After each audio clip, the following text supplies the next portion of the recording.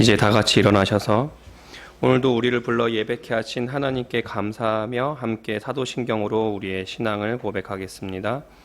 나는 전능하신 아버지 하나님 천지의 창조주를 믿습니다. 나는 그의 유일하신 아들 우리 주 예수 그리스도를 믿습니다.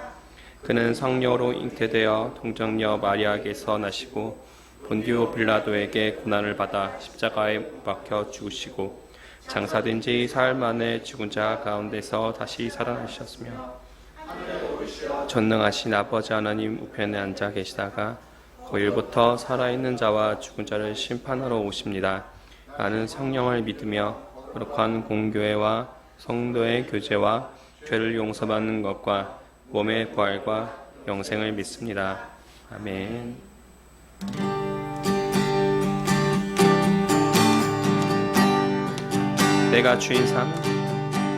내가 주인 삼은 모든 것 내려놓고 내 주 되신 주 앞에 나가 내가 사랑했던 모든 것 내려놓고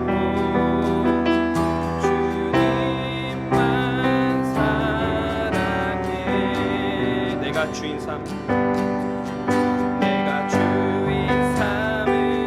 모든 것 내려놓고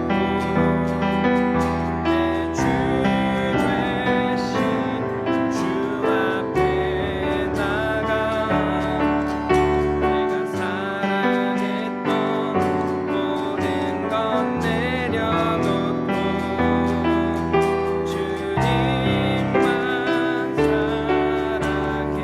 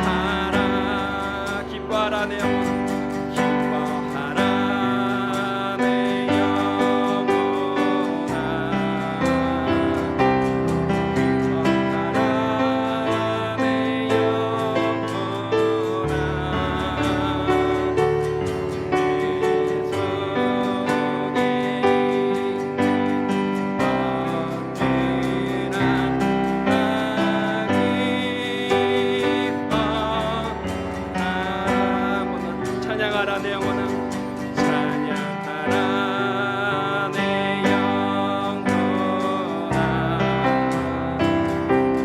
찬양하라 내 영혼아 내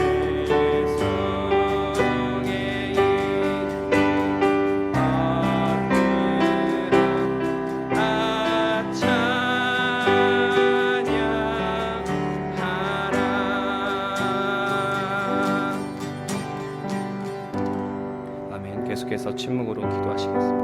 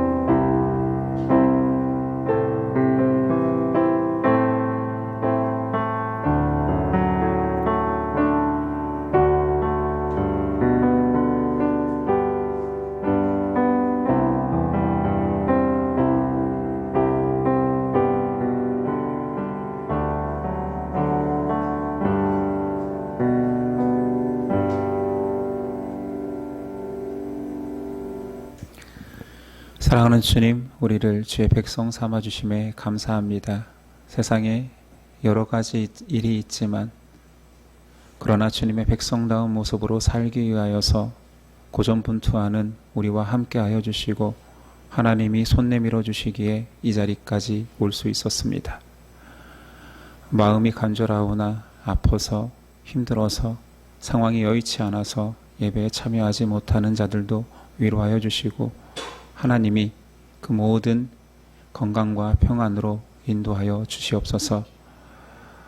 드린 예물이 있습니다. 하나님 이 예물이 하나님이 사랑이 전하여지는데 귀히 쓰임받을 수 있도록 도와주시고 우리가 또한 한 주간 살아갈 수 있는 힘을 이 시간 예배를 통하여서 공급받게 하옵소서.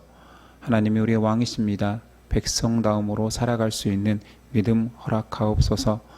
오늘도 말씀하여 주옵소서. 주의 종이 듣겠나이다. 예수 그리스도 이름으로 기도드립니다. 아멘. 일어나셔서 십계명 낭독이 있겠습니다. 하나님이 이 모든 말씀으로 말씀하여 이르시되 나는 너를 애굽 땅 종되었던 집에서 인도하여 낸 내 하나님 여호와니라. 제1은 너는 다 외에는 다른 신들을 내게 두지 말라. 제2는 너를 위하여 새긴 우상을 만들지 말고 또 위로 하늘에 있는 것이나 아래로 땅에 있는 것이나 땅 아래 물속에 있는 것에 어떤 형상도 만들지 말며 그것들에게 절하지 말며 그것들을 섬기지 말라. 제3은 너는 내 하나님 여호와의 이름을 망령되게 부르지 말라. 제4는 안식일을 기억하여 거룩하게 지키라. 제5는 내 부모를 공경하라. 제6은 살인하지 말라. 제7은 간음하지 말라. 제8은 도둑질하지 말라. 제9는 내 이웃에 대하여 거짓 증거하지 말라. 제10은 내 이웃의 집을 탐내지 말라. 예수께서 이르시되 내 마음을 다하고 목숨을 다하고 뜻을 다하여 주 너희 하나님을 사랑하라 하셨으니 이것이 크고 첫째 되는 계명이요 둘째도 그와 같으니 내 이웃을 내 자신같이 사랑하라 하셨으니 이 두 계명이 온 율법과 선지자의 강령이니라. 아멘.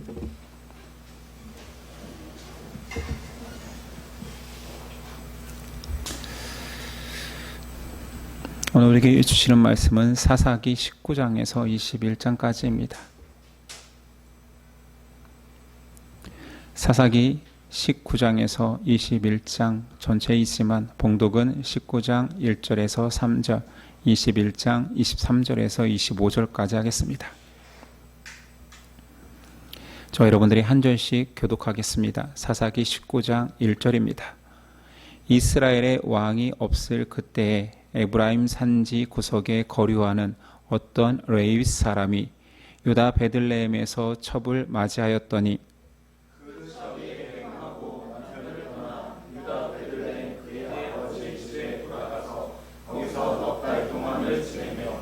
그의 남편이 그 여자에게 다정하게 말하고 그를 데려오고자 하여 하인 한 사람과 나귀 2마리를 데리고 그에게로 가매 여자가 그를 인도하여 아버지의 집에 들어가니 그 여자의 아버지가 그를 보고 기뻐하는지라. 23절입니다.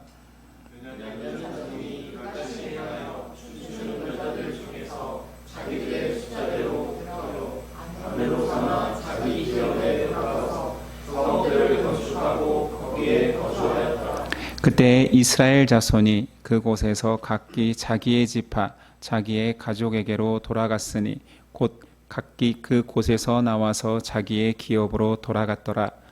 그때 이스라엘의 왕이 없으므로 사람이 각기 자기의 소견에 옳은 대로 행하였더라. 아멘.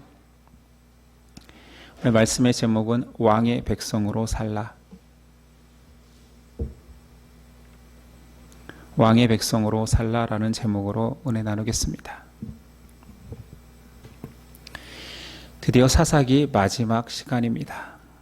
17장부터 마지막 장 21장까지는 사사기이지만 사사가 등장하지 않는다 했습니다. 사사기의 부록편과 같다 했고 2가지 에피소드가 등장합니다.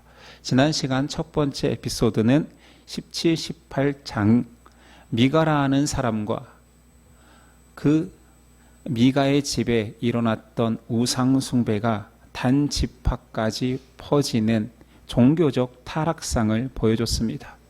이제 결론부 마지막 에피소드 2번째는 19장에서 21장까지 한 레위인 이야기를 통하여서 이스라엘의 도덕적 타락상을 이야기합니다.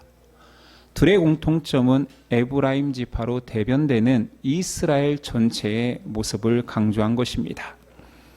오늘 말씀도 19장 처음부터 사사기 전체의 주제가 드러납니다. 19장 1절 이스라엘의 왕이 없을 그때에 에브라임 산지 구석에 거류하는 어떤 레위 사람이 유다 베들레헴에서 첩을 맞이하였더니 레위인이 에브라임 지파 사람입니다. 그런데 그 레위인이 첩을 취하였습니다. 이스라엘은 율법을 허락받은 이후부터 일부 일처제입니다. 근데 하나님의 일을 하는 레위인이 첩을 가지고 있다 합니다. 그들이 도덕이 땅에 떨어졌음을 처음부터 말하고 있는 것이지요. 2절에 보니 그 첩이 행음하고 남편을 떠나 유다 베들레헴 그의 아버지의 집에 들어가서 거기서 넉 달 동안을 지내매. 그 첩이 행음하였다라고 표현되어 있는데 원어에서 짜나는 행음하다라고도 번역할 수 있지만 화내다, 증오하다라고 말할 수 있습니다. 그래서 공동 번역과 표준 세번역에서는 그 첩이 행음하여서라고 하지 않고 그 여인이 분노하여서, 그 분노는 우리가 유추하기는 오히려 남편이 부정을 저질러 여인이 분노하여 자기의 본가로 돌아간 것으로 번역되어 있습니다. 정반대의 상황이지요. 단어 하나에 의해서 이렇게 뜻이 정반대가 되기도 하는데 저는 이 말씀 개역 개정이 여인이 부정했다라고 보지 않고 여인이 증오하여, 남편의 부정 때문에 증오하여 집으로 돌아간 것으로 봅니다. 왜냐하면 고대 사회에 여인이 부정했다라고 해서 집으로 돌아가는 일은 없습니다. 오히려 이혼당하지요. 돌로 쳐 죽이기도 하지요. 그 레위인이 착하여서 여인이 부정했음에도 불구하고 그 여인이 집으로, 처갓집으로 돌아갔는데 그 처갓집을 찾아간 것이 아니라는 것입니다. 그래야 합리적이지요. 사위가 화해를 위해 장인의 집에 방문합니다. 2박 3일 동안 극진히 대접을 받습니다. 아무리 못난 사위지만 사위잖아요. 백년 손님이잖아요. 대접을 잘 받고 돌아가려 하는데 장인이 강청하여서 더 마시고 더 쉬다 가라 하니 4박 5일을 머물게 됩니다. 자, 베들레헴에서 에브라임 땅까지는 한 반나절 거리밖에 되지 않습니다. 그러니 오전에 출발하면 낮 동안 집에 도착할 수 있는데 문제는 오후에 출발하면 가는 길에 유숙해야 됩니다. 이 사람은 레위인입니다. 레위인이면 당연히 안식일을 준비해야 되는데 5일째 오후까지 있다가 그때 출발하는 것 자체가 장인이 극진히 대접하고 더 먹고 마시다 가라 하니 계속 늦어지는 것 자체가 레위인임에도 불구하고 안식일의 개념이 희박하다라는 거지요. 하나님을 두려워하는 마음이 없습니다. 이것은 레위인으로 한정되어 있지만 이스라엘 전체가 그렇게 하나님의 율법을 집중하는 백성이 아님을 드러내고 있지요. 자, 늦게 출발하였기 때문에 도중에 유숙할 수밖에 없습니다. 가다 보니 같이 가던 종이 제안을 합니다. 한 번에 이 저녁에 집에 갈 수는 없고 이 저녁에 간다면 위험하니 여부스 성에서 하루 묵었다 가는 게 좋을 것 같습니다. 레위인이 거절합니다. 이유는 나는 이방 땅에서 잘 수 없다. 우상 숭배하는 이방 땅에서 자느니 더 가자. 벌써 그가 늦게 출발한 이유가 율법을 기억하지 않는데 선민의식은 가득합니다. 그래서 베냐민 지파에 속한 기브아까지 갑니다. 문제는 이 기브아에 도착해서 유숙하려 하는데 기브아 사람 어느 누구도 자기 집을 빌려주지 않습니다. 율법에 아예 나그네를 압제하지 말고 대접하라 했지만 모든 백성이 율법을 무시하고 하나님께 순종하는 자들도 없습니다.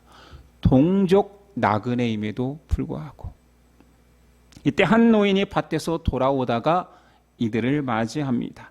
사사기 19장 20절 그 노인이 이르되 그대는 안심하라. 그대의 쓸 것은 모두 내가 담당할 것이니 거리에서는 유숙하지 말라 하고 이 집에 들어와서 유숙하는데 이제 큰 문제가 발생합니다. 기브아에 있는 불량배들이 협박하며 이렇게 말합니다. 내 집에 들어온 사람을 끌어내라. 우리가 그와 관계하리라. 굉장히 유효하게 관계라는 표현을 썼지만 성폭행하겠다라는 표현입니다. 남색하겠다라는 거지. 이들은 이스라엘 사람입니다.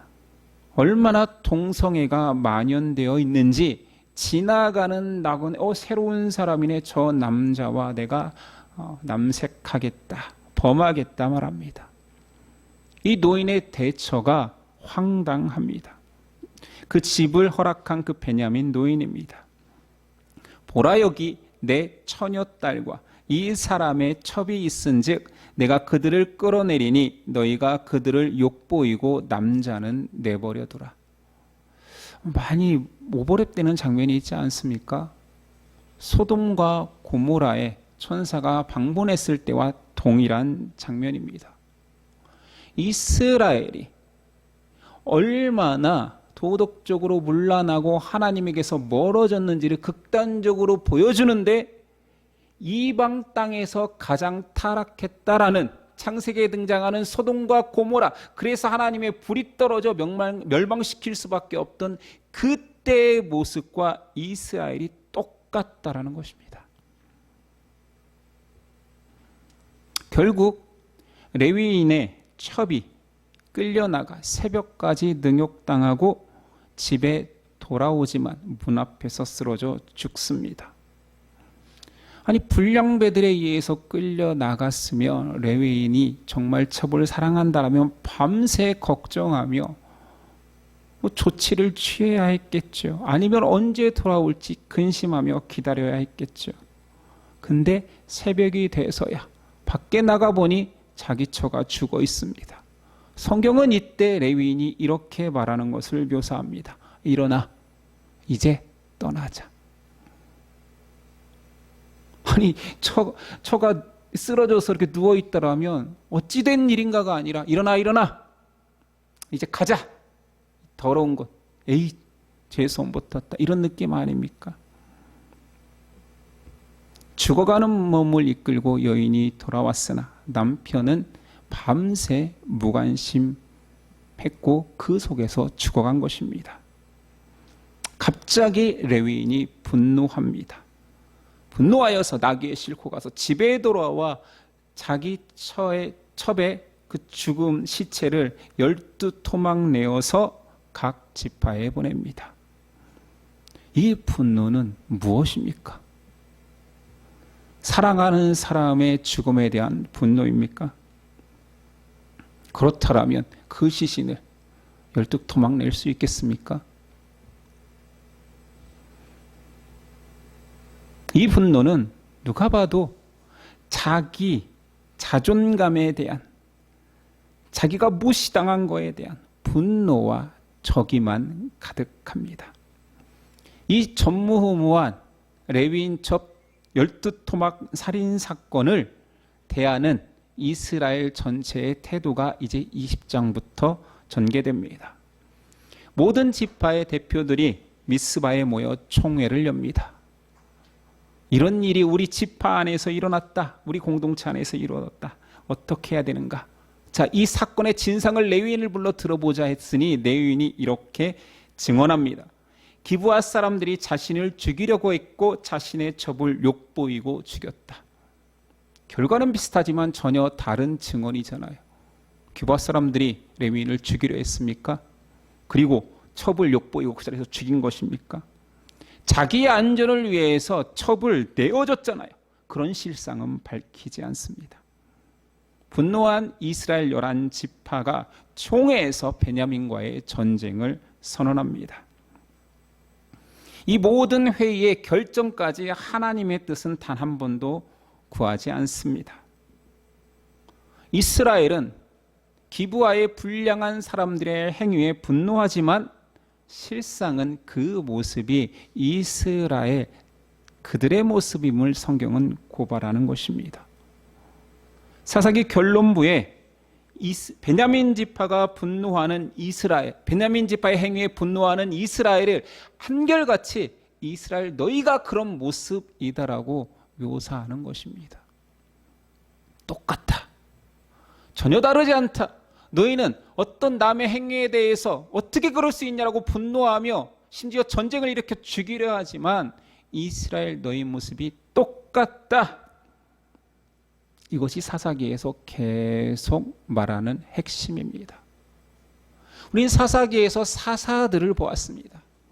하나님이 하나님의 구원을 위해서 택하신 그 한 사람, 그들이 이스라엘 백성과 남달랐습니까? 그들이 더 도덕적이었습니까? 그들이 더 하나님 앞에 신실한 사람들이었습니까? 아니요. 사사의 모습은 하나님의 구원 방식으로 택한 방식이었을 뿐이지 그들이 남다른 사람이 아니었습니다. 지난 시간 에피소드에는 어땠습니까? 신앙에 헌신한다고 했던 그 마가와 그 가족들의 이중성이 폭로당했습니다. 그들에 의해서 세워진 제사장의 이중성도 폭로당했습니다. 단지파 공동체의 이중성까지 다 들어 보여주지 않았습니까? 오늘 말씀은 베냐민 지파 기브아의 한 집단이 타락하고 말도 못하는 죄를 짓는 자들이라고 묘사되지만 그들을 정죄하는 이스라엘도 똑같다를 보여주고 싶은 것입니다. 사람의 정의는 죄를 지은 자를 정죄하며 자신이 그들과 다름을 말하는 것을 정의라고 합니다. 사람의 정의. 그리고 나는 저들과 달라. 나는 그들과 같을 수 없어. 이것이 사람의 정의입니다. 그리고 신앙인들은 한 발 더 나아가 사람의 정의를 가지고 의로움을 가지고 하나님까지도 판단합니다. 구약 성경에 하나님을 판단하는 거지요. 사람의 정의를 가지고 창조주를 피조물이 판단합니다. 하나님 어찌 이럴 수 있습니까? 하나님이 계신데 왜 이런 일이 일어납니까? 따져 묻습니다. 처음부터 그래 왔습니다. 스스로 유혹받아 죄에 빠졌음에도 아담은 하나님께서 나에게 주신 하와로 말미암아 죄를 저질렀다 말합니다. 하와는 당신의 피조물, 당신이 에덴 동산에 거하게 한 그 뱀으로 말미암아 제가 넘어졌습니다라고 말하는 거지. 사람은 변하지 않습니다. 로마서 3장 10절에서 18절 기록된 바 의인은 없나니 하나도 없으며 깨닫는 자도 없고 하나님을 찾는 자도 없고 다 치우쳐 함께 무익하게 되고 선을 행하는 자는 없나니 하나도 없도다.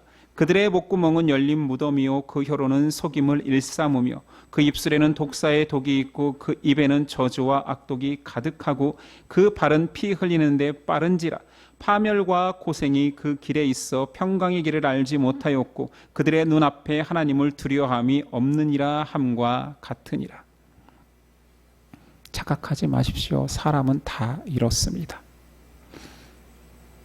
믿음은 자신의 옳음이나 바름을 증명하는 수단이 아닙니다. 믿음은 자기의 헌신을 나타내는 도구도 아닙니다.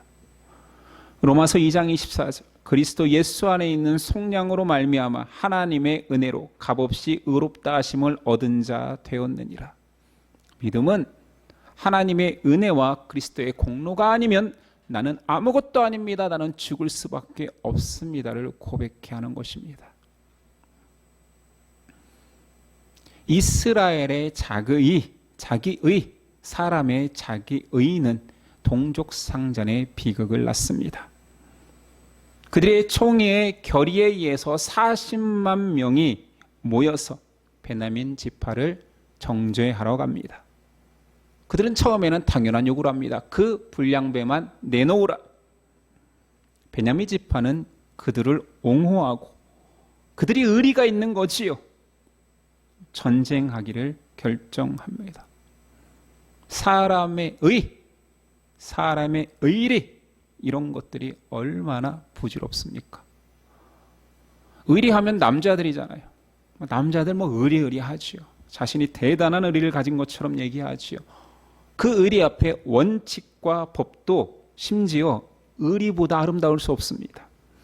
그래서 한국의 조폭 영화가 넘쳐나잖아요. 복과 나쁜 짓을 일삼는 그들이 직업조차 조폭임에도 그들은 의리를 강조합니다. 악행보다 그들의 의리를 아름답게 묘사합니다. 의리는 지고지순한 한결같음이지만 발음 안에서 죄의 의리는 한 통속일 뿐입니다. 40만 이스라엘 연합군이 이제 베냐민 백성 2만 6천 명 기브아 그 같이 살고 있는 기브아 백성 700명과 전쟁을 치릅니다.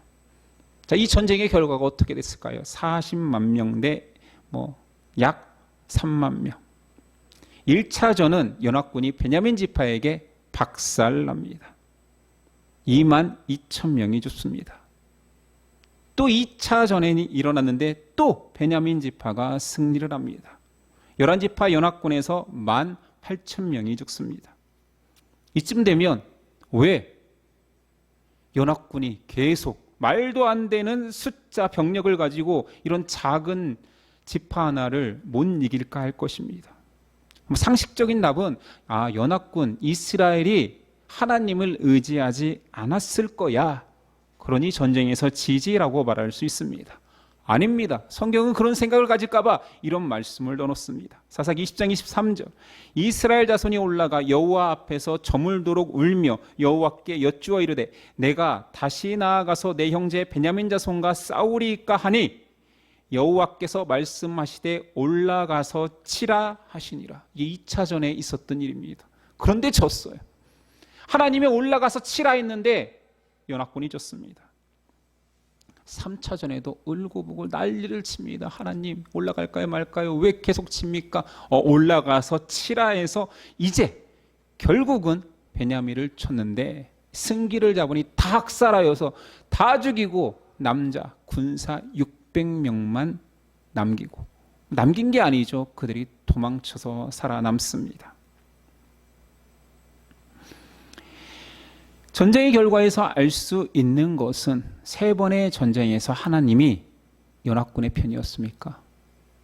결국은 하나님이 편들어줘서 세 번째는 이긴 것입니까? 사사기가 말하고 싶은 것은 베냐민 지파를 심판하는 것은 정의의 편에 선 이스라엘 연합군이 아니라는 것이지요. 하나님은 이 전쟁을 통하여서 하나님을 떠난 왕이 없는 이스라엘 전체를 심판하신 것입니다. 성경은 아주 간결하게 그 결론을 또 똑같이 이야기합니다. 그때에는 이스라엘이 왕이 없었으므로 사람마다 자기 소견에 옳은 대로 행하였더라. 이스라엘 연합군이 학살하고 보니 선민이라는 자부심을 가진 하나님이 세워주신 12지파 하나가 사라지게 되었습니다. 이스라엘 사람들은 어느 부분에 되게 편집증처럼 집착하는 것이 있으니 숫자입니다. 완전수. 12개는 완전입니다. 하늘의 수 3과 땅의 수 4를 더하면 7 완전수, 곱하면 12 완전수. 근데 11이 된 거예요. 못 견뎌 합니다. 우리의 욕심이, 우리의 과격함이 지파 하나를 사라지게 했다는 죄책감에 성경은 이렇게 묘사합니다. 21장 2, 3절. 백성이 베델에 이르러 거기서 저녁까지 하나님 앞에 앉아서 큰 소리로 울며 이르되 이스라엘의 하나님 여호와여 어찌하여 이스라엘에 이런 일이 생겨서 오늘 이스라엘 중에 한 지파가 없어지게 하시나이까 하더니, 아니, 지들이 학살해 놓고 어찌하여 하나님 이렇게 만들었습니까? 하나님 어떻게 이렇게 하실 수 있습니까? 라고 합니다. 이 사람의 태도가 보입니까? 자기의 잘못은, 자기의 모습은 온데간데 없고 원망과 시비가 다른 데 있습니다. 그게 하나님이어도 상관없습니다. 그들이 전쟁을 치를 때 여인과 아이들까지 베냐민 지파 모든 사람들을 학살해 놓고 왜 하나님 이 지경을 만드셨습니까? 사람의 본성은 아담 때부터 지금까지 변하지 않습니다. 모든 잘못이 밖에 있습니다. 자기 안에는 그 자기의라는 것이 가득 차 있는 것이지요. 이때부터 정신 차리고 다시 회의를 합니다. 12지파를 유지하려면 베냐민 지파를 살려야 된다. 저 600명의 남자들을 다시 지파의 일원으로 삼고, 동족이 말살되었으니 600명의 여인들을 가지고 가정을 이루게 하자라는 결의를 냅니다. 그러나 우리가 총회 때 우리 중에 누구도 베냐민 지파에게 딸을 보내지 않겠다라고 결의했잖아. 그러니까 우리가 딸을 줄 수는 없어. 아니, 하나님의 약속은 너무 쉽게 깨면서 사람의 약속은 지키려 합니다. 왜요? 자신의 딸, 자기의 사람들을 주는 것은 손해니까, 아까우니까. 필요할 때만 결의, 약속을 지켜야 돼. 의리, 참 의리의리합니다. 그래서 그들이 사람이 낸 해결책 1번은, 야, 총회에 이 전쟁에 참여하지 않은 사람들이 있지 않았어?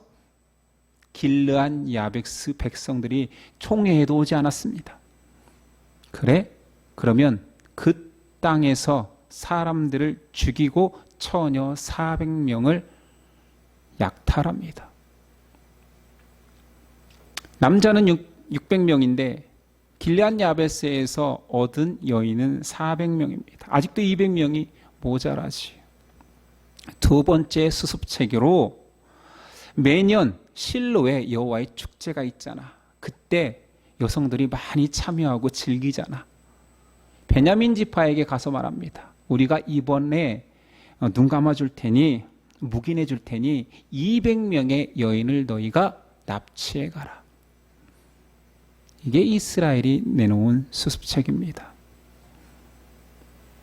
자신들의 정의를 위하여서 전혀 상관없는 사람들을 학살하고 거기서 여인들을 데려다가 넘겨주고 즐거움을 위한 축제, 신뢰의 여호와의 축제에 참여한 여인들을 잡아다가 납치해서 그들에게 넘겨줍니다. 이것이 사람이 말하는 정의입니까? 사람이 고민해서 내놓은 결론이 이게 최선입니까? 사람의 발음은 이런 것입니다. 말도 안 된다 하는데 이런 것이 사람의 정의이며 삶의 태도입니다. 사사기에서는 이것을 한 문장으로 사람을 정의합니다. 자기 소견에 옳음대로 행하였더라. 자기만 옳습니다. 자기만 선입니다. 남의 입장, 남의 생각은 들으려 하지 않습니다. 이것이 사람의 모습인 것이요. 사사기는 철저하게 마지막 에피소드 2개를 통하여서 종교적 타락, 도덕적 타락을 여과 없이 고발합니다. 이 모든 2가지 사건의 결론, 사사기 전체의 결론까지 똑같습니다. 많은 말로 결론 짓지 않습니다. 처음부터 이 주제를 가지고 사사기의 결론물을 만들었습니다. 17장에서 21장까지잖아요. 첫 번째 에피소드도 17장 6절에서부터 그때에는 이스라엘에 왕이 없었으므로 사람마다 자기 소견에 옳은 대로 행하였더라.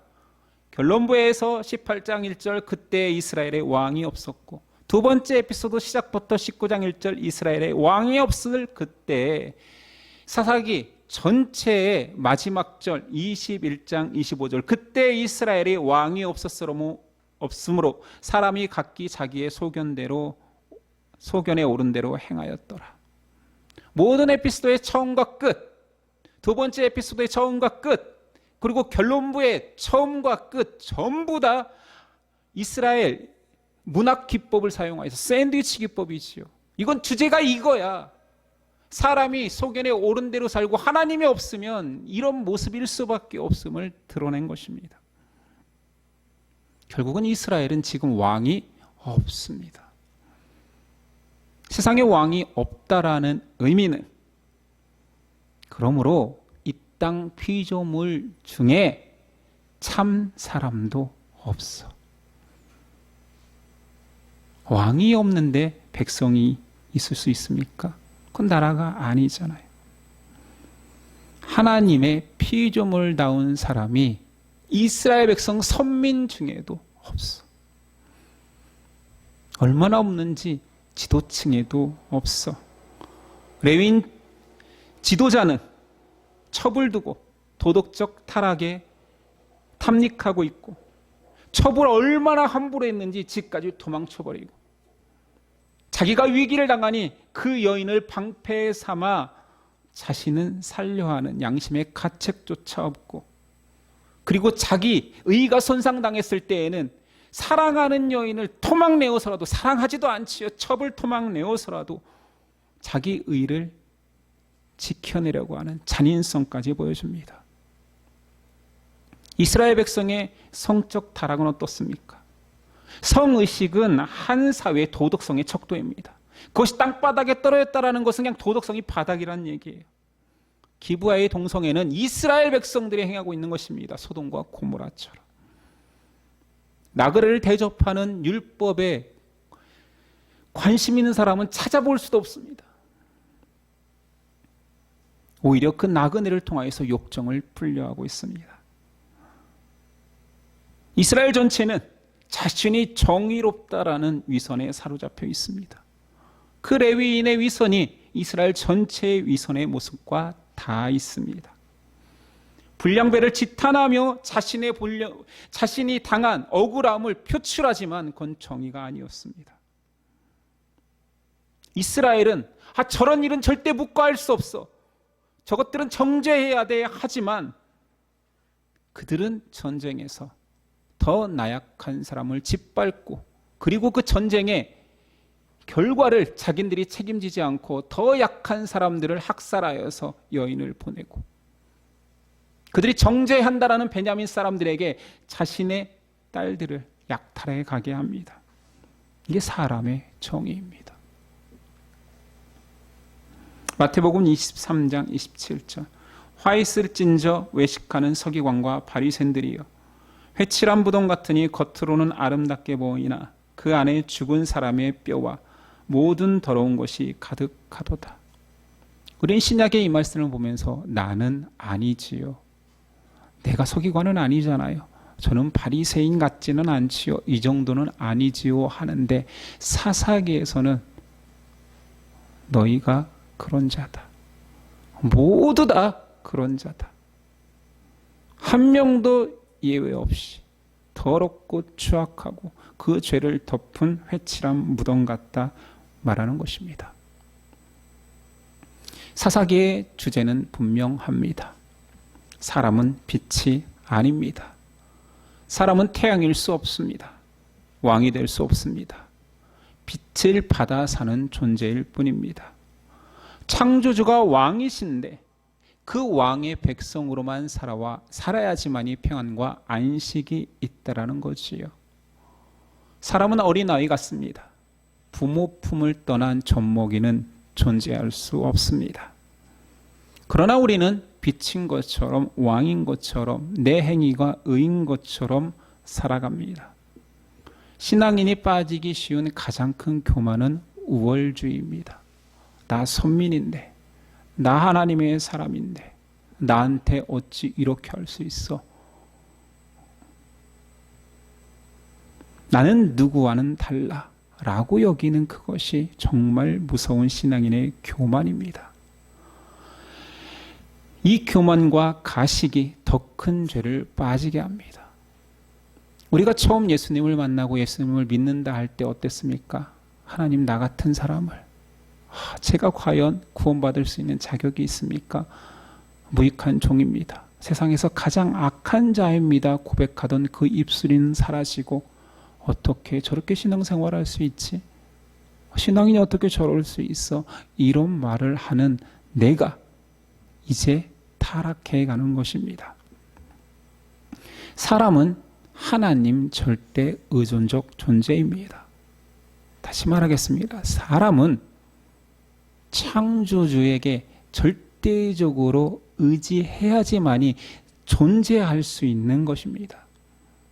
창조주에서 멀어지는 것, 하나님에게서 멀어지는 것 그 자체가 죽음입니다. 그 죽음의 끝이 지옥이라면 지옥은 하나님의 태양볕이 한 터럭도 미치지 않는 곳입니다. 하나님의 영향력, 하나님의 통치가 전무한 곳, 그곳이 지옥인 것이지요.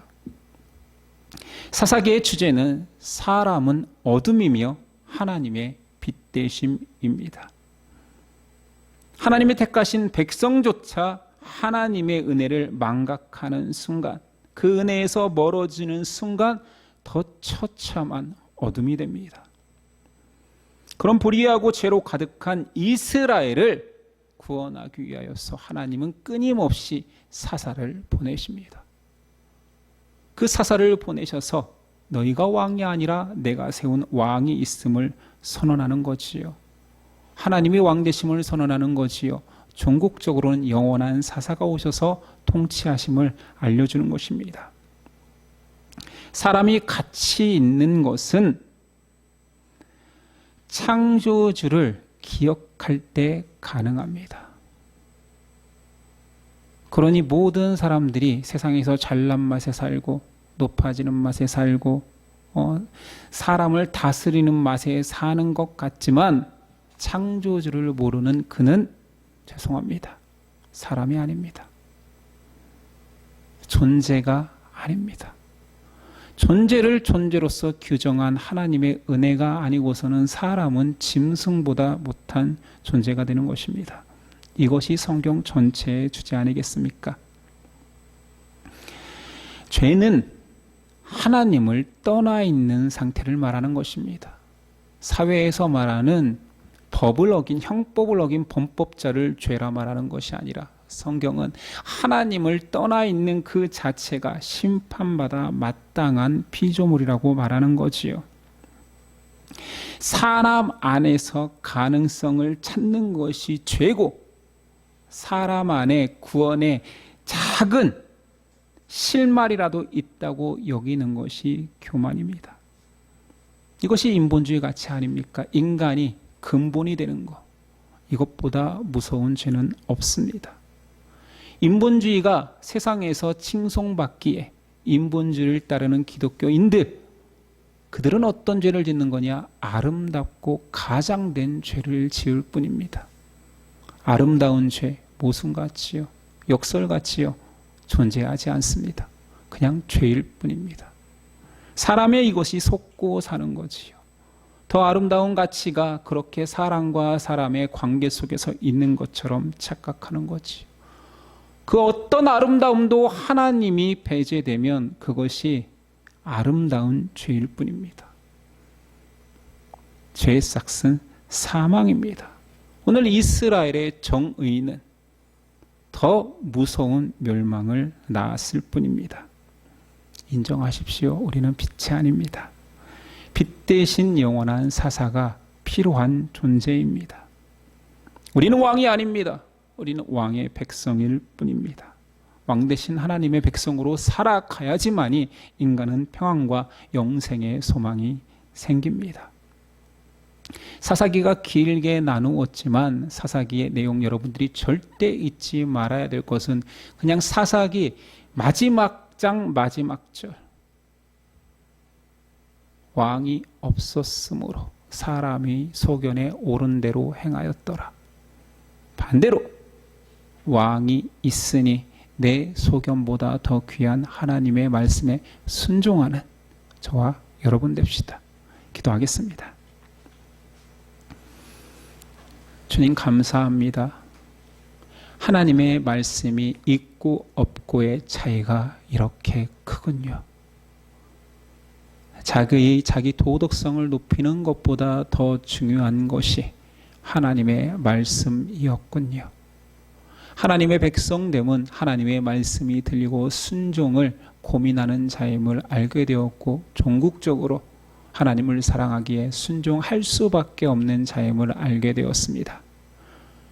세상의 수많은 신앙인들이 하나님을 고백하고 이 시간에도 전 세계가 하나님을 예배하고 있습니다. 왕의 백성들입니까? 자기 소견에 옳은 대로 신앙을 가장하는 자들입니까?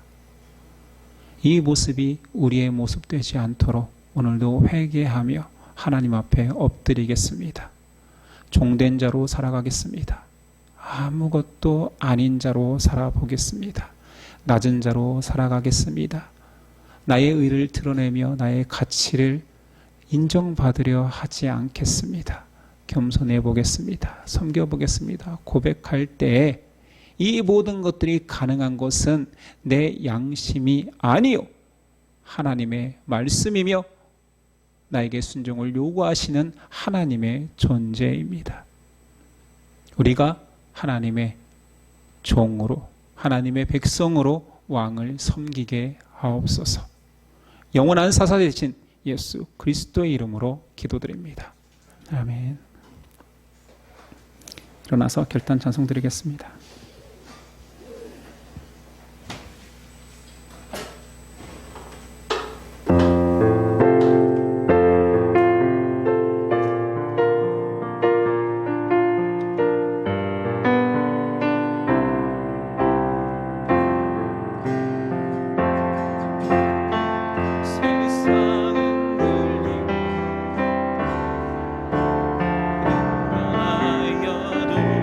나는 죄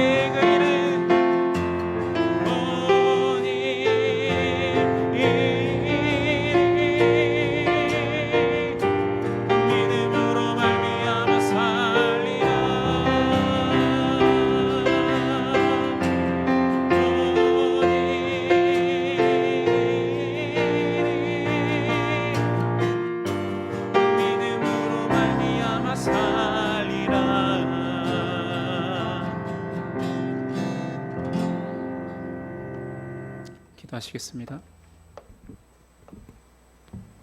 이제는 우리 주 예수 그리스도의 그 큰 은혜와 아들을 영원한 사사로 보내신 하나님의 사랑과 우리를 포기하지 아니하시고 처절한 문남 속에서도 자신의 백성 삼기 위하여서 함께 하시는 성령님의 교통하심이 이제부터 영원까지 함께 하시기를 간절히 축원하옵나이다. 아멘.